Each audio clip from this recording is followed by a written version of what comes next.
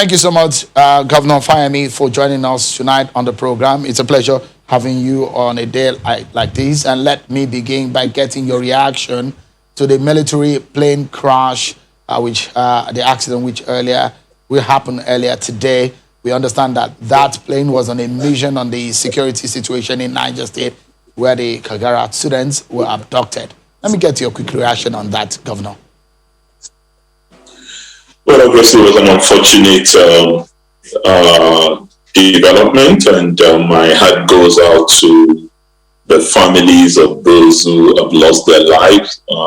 We had one of our own citizens in Ekiti State who lost his life, sadly, in the plane crash. And it's a very sad development. And these are people who have dedicated their lives to saving lives, only to find themselves in this unfortunate situation. But we pray that the families of the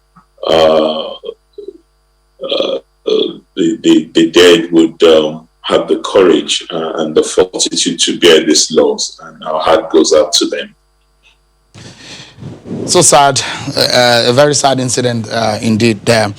But Governor, let's begin the conversation on the insecurity situation in the country, especially from the meeting, the outcome of the meeting you had yesterday. The governors and the leaders of the Southwest agreed that the governors should take charge of the forest in each of their state. But there are, one we wonder, or lawyers have debated, that each state of the Federation or most states of the Federation have their own forestry laws. And it's been a problem of implementing this law. Has there been a problem with implementing these laws? I don't think there's been a problem implementing the law, but what is clear is that we need to review our forest management framework. And we need to see our forest not just as a development, environmental vehicle, but also as a security vehicle as well. And that's precisely what the Nigerian Governors Forum agreed in the meeting on Wednesday, which translated to what the National Economic Council highlighted in the decision on Thursday, and which has basically just been adopted by the Southwest governors in their meeting yesterday. Governor, another very critical question will be, from what has been said at the Nigerian Governors Forum and the meeting you had on Saturday in Ibadan, it does look like governors and leaders are saying that some of these killer herdsmen or these criminals are not Nigerians. Is there a position on the identity of these people? Well, I suppose the reason why people are saying that is that those that are being accused of being responsible for some of these heinous crimes are of an ethnic coloration that have lived in these communities for hundreds of years. So it's very difficult for people, say for instance in Ekiti, who have lived several years with Fulani headsmen, or people from other parts of the country, Kogi farmers, Ibira farmers, or TV farmers, to believe that such elements will be responsible for violent actions on their land. So that's why I believe some also are looking for other perspectives to explain what is going on in many parts of Nigeria. And there can be no doubt that we have elements from the Islamic group of West Africa, ISWA, that are proliferating all over Nigeria now. And there is no question that we also have the porosity of our borders to deal with. So it is not impossible that elements that are not Nigerian are involved in this, which is why the Governors Forum meeting, and the National Economic Council meeting also emphasized the importance of ensuring that ECOWAS protocols are comprehensively implemented with regards to its transhumance protocol and with regards to its protocol on free movement of goods and people across the various countries in the ECOWAS sub-region. So, precisely, are we saying we do not know whether these elements are Nigerians or they are non-Nigerians? Because earlier on, a few days ago... I don't want us to beat about the bush. Some people have been apprehended in this litany of kidnapping and banditry. And clearly, some of them are Nigerians. They're locals. There's no... Don't let's be coy about that. But there's also people who are not Nigerian, who speak languages that are not Nigerian, amongst those that have been apprehended and arrested or from incidents of banditry and criminality.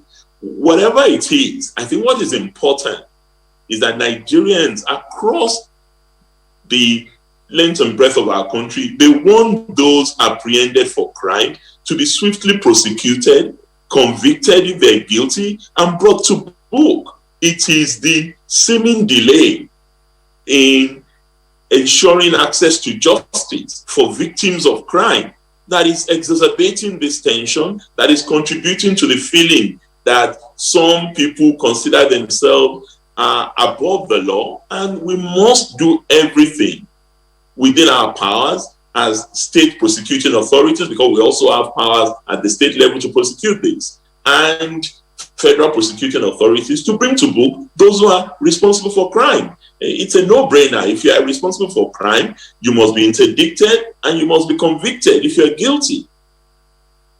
So, Governor, was there an agreement? Because some of the governors that we've spoken to have said, look, we must look into this issue of open grazing and how we need to stop it. Is there been an agreement on that decision or that policy? Again, in our meeting, and I read the communique of that meeting, there was nothing controversial about this. All our governors agreed that we must pursue modern ways of livestock management, and that open grazing and other traditional practices are unsustainable. But in arguing and concluding that these are unsustainable and we must do away with it and embrace our National Livestock Transformation Plan, which includes the use of ranching and other grazing areas that are protected, we must also acknowledge the fact that this is not going to happen in one fell swoop. It's not going to happen overnight.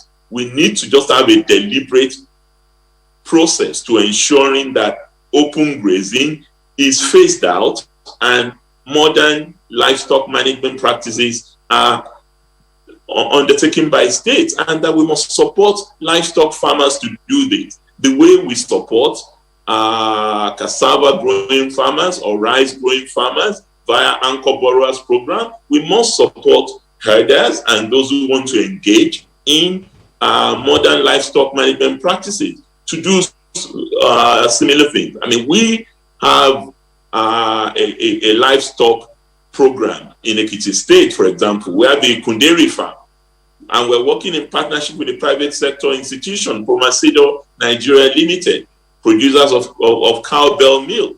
And I know a number of other states also have similar initiatives that are springing up. We need to focus more on these rather than continue with these outdated, unsustainable open grazing practices. So let's get it clear, Governor, because the governor.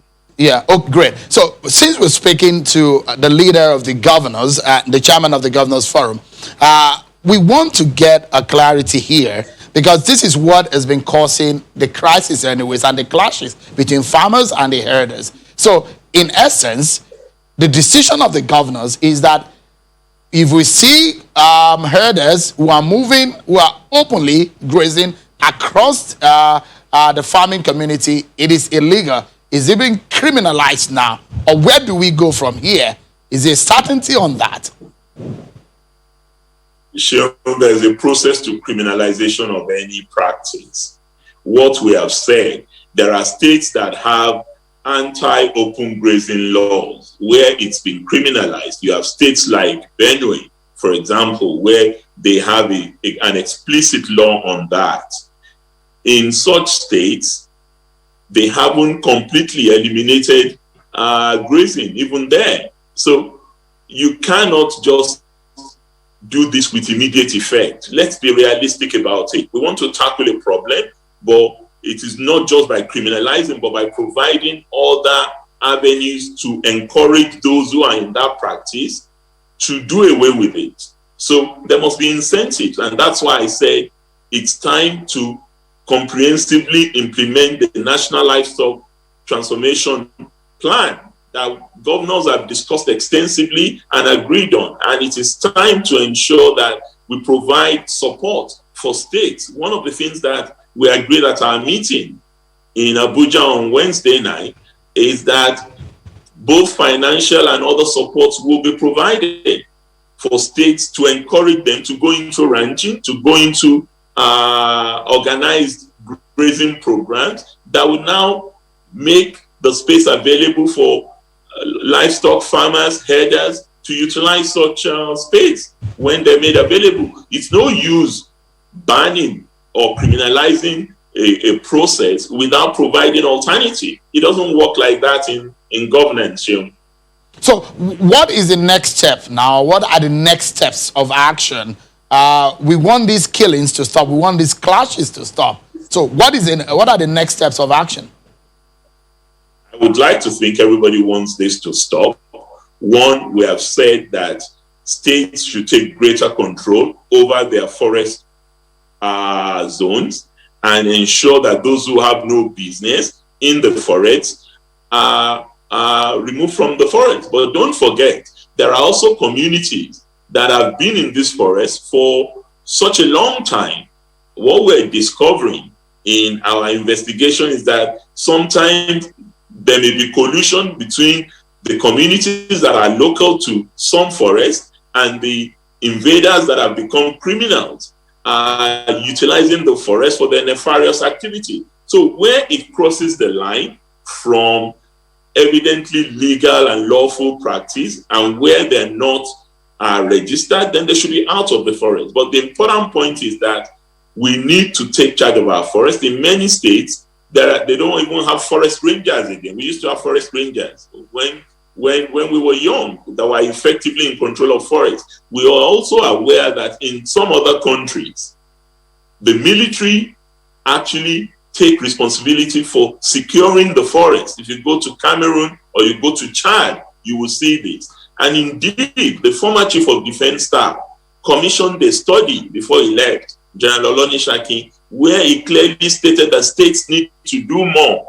to protect their forest. So that's one thing that we're all agreed on. Second point is that we clearly are opposed to open grazing, and we should do everything to support farmers to move away from open, unregulated grazing to ranches where their heads of cattle can be sedentary, and it would even produce more milk for us if that is what we're seeking out of this. 3, governors are opposed to ethnic profiling of crimes. We have criminals all over the country. Yes, there may be a preponderance of Fulani stuck in kidnapping and banditry that we've witnessed in many parts of the country. This does not suggest that all kidnappers are Fulani. We have Evans, and we know the story of Evans in Nigeria. The last time I checked, he's not a Fulani person. So I think it's absolutely important that we focus on the crime, not on the ethnicity of the criminal. Because what we need to do, the law is very clear about the processes of apprehending and prosecuting those who have committed crimes. And I don't think their ethnicity is a factor in the law.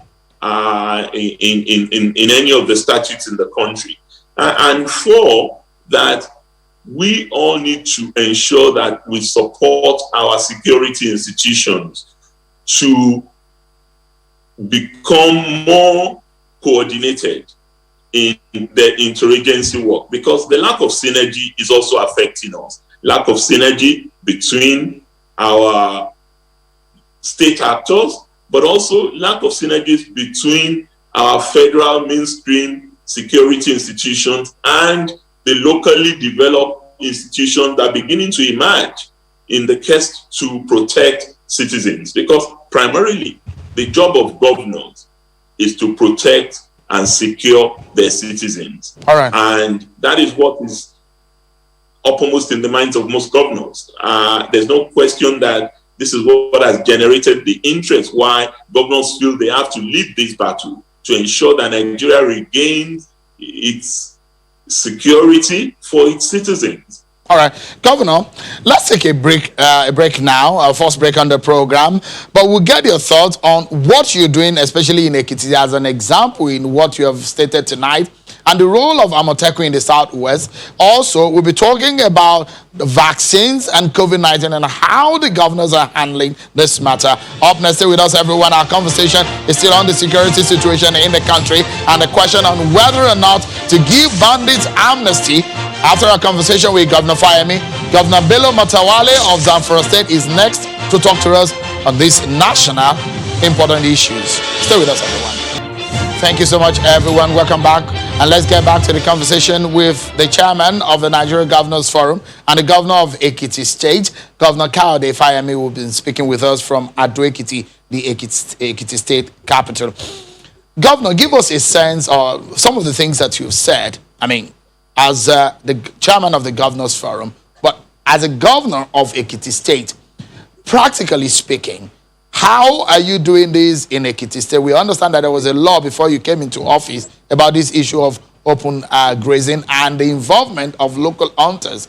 What is the role of Amotekun security outfit? Are they working? Have they been empowered by the Southwest governors in making sure that these killer herders are not on rampage any longer? Well, Sheung, Amotekun is a state outfit. Yes, there is an encouragement on the part of governments to ensure that they share intelligence, particularly when there are cross-border issues. But as currently constituted by law, it is a state outfit with common values across the Southwest, at least in states that have already activated their own.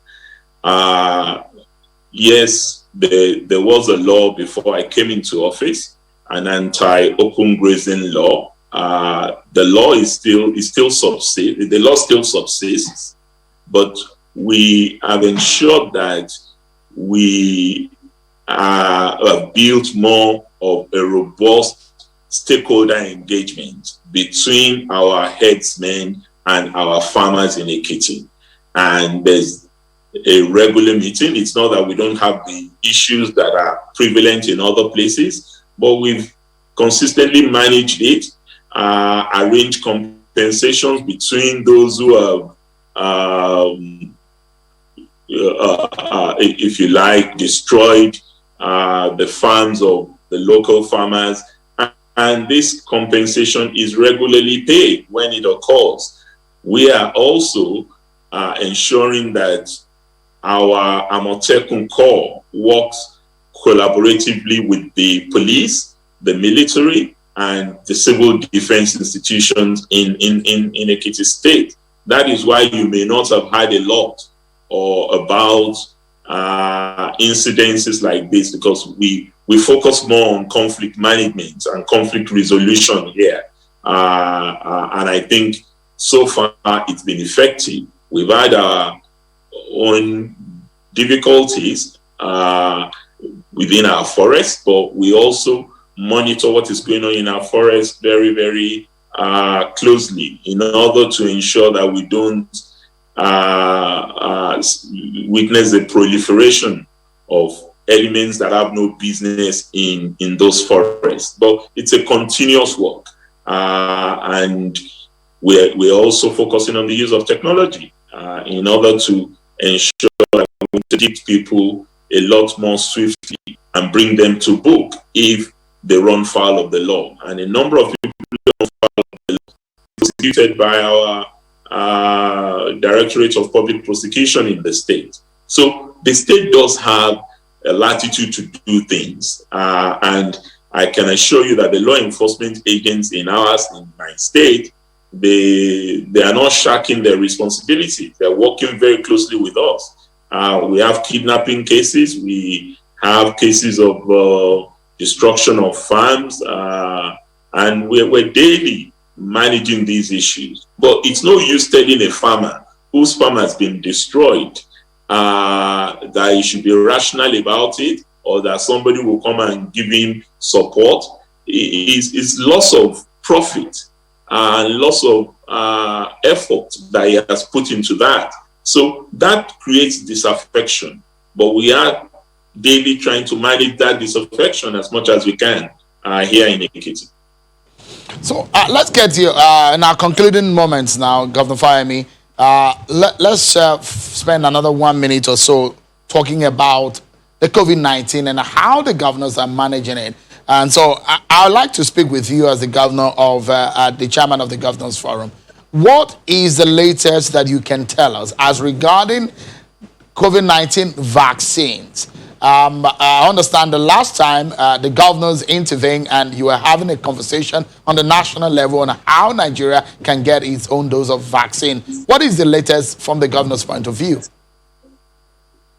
Sean, we've spoken so regularly about this, and I don't think what Nigerians need from me is another speech about the vaccines until people see the vaccines and they have appointments to come and get their vaccines.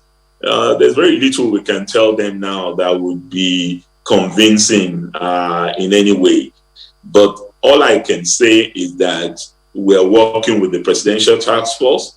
We're working with the COVAX initiative, which is the initiative by the WHO and Gavi and a number of other institutions, as well as the African Center for Disease Control, to enable Nigeria get as much vaccine as possible beginning from the end of this February. But we have to wait. We have to wait to see if we succeed with that. But that effort is ongoing.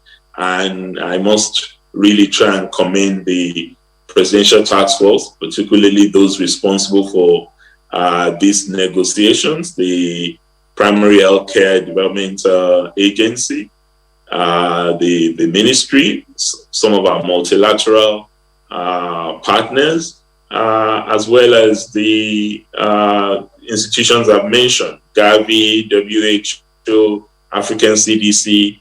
We just have to wait. I'm not happy that the vaccine are not here yet, at least the vaccines that are available to us for free, but we're making progress. I'm sure you heard over the last week that our own NAFDAC has approved the AstraZeneca vaccine for use in Nigeria. That's the first step.